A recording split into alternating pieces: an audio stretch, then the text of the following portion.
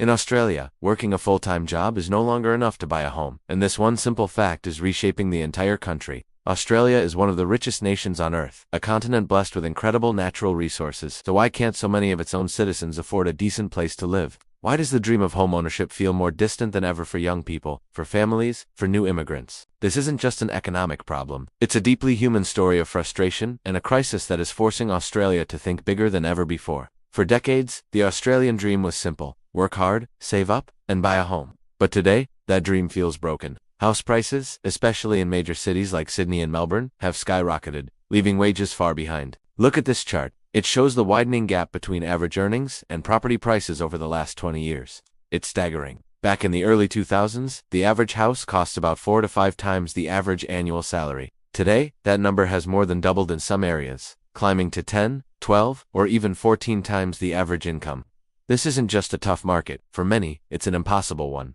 So what happened? A perfect storm of factors. Decades of low interest rates made borrowing cheap, fueling a speculative frenzy. Favorable tax policies for property investors added more fuel to the fire, and a steady stream of immigration, which is great for the economy, put even more pressure on an already strained housing supply. We simply haven't been building enough homes, especially in the places where people want to live. Compared to countries like the USA or Canada, which have their own housing challenges, Australia's problem is particularly acute because our population is so concentrated in a few major coastal cities.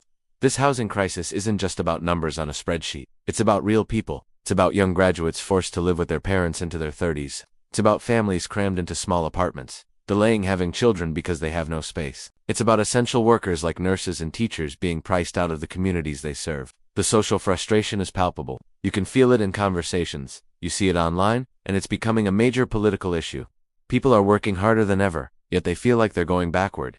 This sense that the system is rigged against the average person is creating deep social divides. When your citizens can't afford a place to live, it's not just a social crisis, it's an economic one. People spend so much of their income on rent or mortgages that they have less to spend on other goods and services, which slows down the whole economy. Businesses struggle to find workers because potential employees can't afford to live nearby. The problem has become so severe that Australia has been forced to make a monumental choice.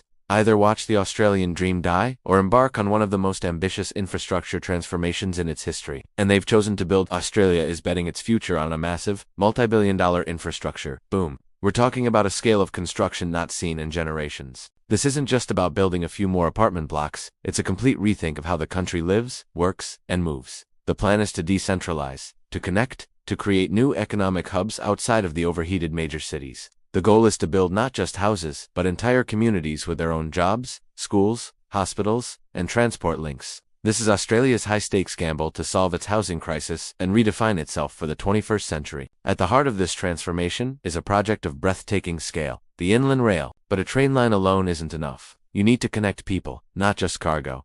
That's where high-speed rail comes in.